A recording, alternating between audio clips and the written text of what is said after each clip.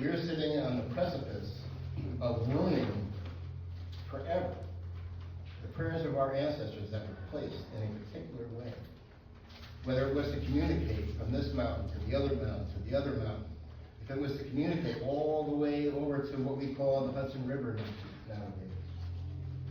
It's imperative that this planning board, in my opinion, puts back in place any of those protections that you had, that so far, in my understanding, that are not there, like completely removing all those trees. And as you heard before, those trees are living and they communicate. And I know that you all know about mycelium, right? Psilocybin. It is the same exact thing. So imagine me coming into your community and cutting down one of your relatives. Imagine the pain that you would feel.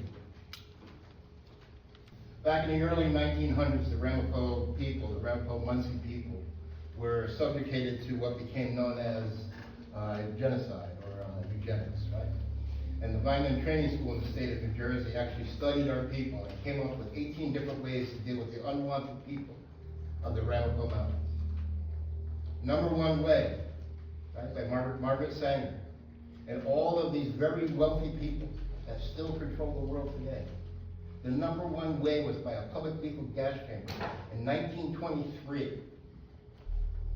That is the same documents that were going to be utilized on the Ramapough people that found their way to Germany.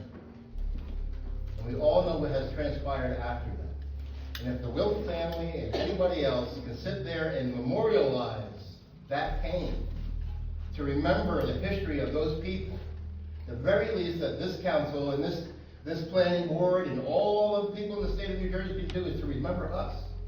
Remember the original people who are still here, who are within your community. I want to make it very clear, I am a very big proponent of affordable housing.